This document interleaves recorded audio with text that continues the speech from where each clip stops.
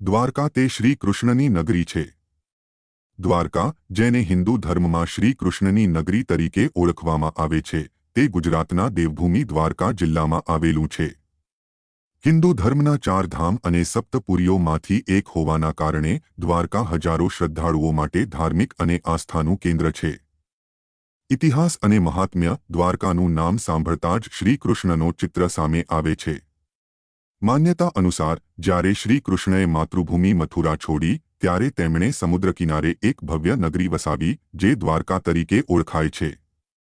કહેવાય છે કે આ નગરી વિશ્વકર્માએ બનાવી હતી અને તેનો ઉલ્લેખ મહાભારત અને વેદોમાં પણ જોવા મળે છે. દ્વારકાધીશ મંદિર. દ્વારકાના મુખ્ય આકર્ષણમાં દ્વારકાધીશ મંદિર આવે છે, જે જગત મંદિર તરીકે પણ ઓળખાય છે.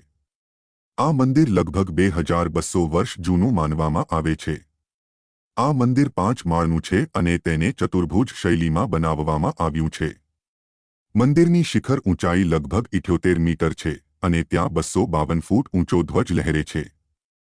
આ મંદિર વજરના કૃષ્ણના પડપૌત્ર દ્વારા બનાવાયું હતું અને દરરોજ હજારો શ્રદ્ધાળુઓ દર્શન માટે આવે છે.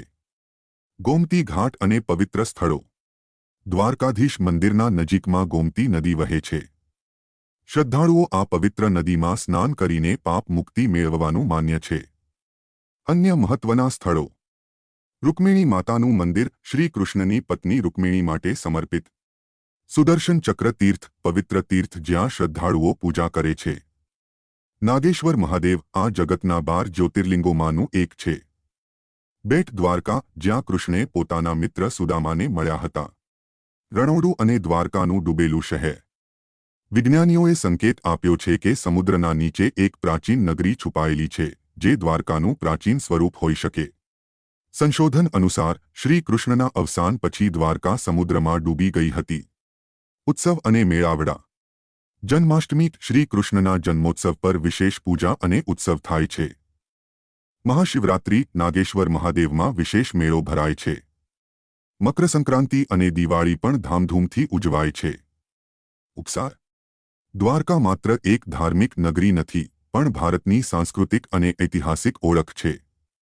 ભક્તિ, ઇતિહાસ અને વૈજ્ઞાનિક રહસ્યો વચ્ચે દ્વારકાનું મહત્વ અદ્ભુત છે.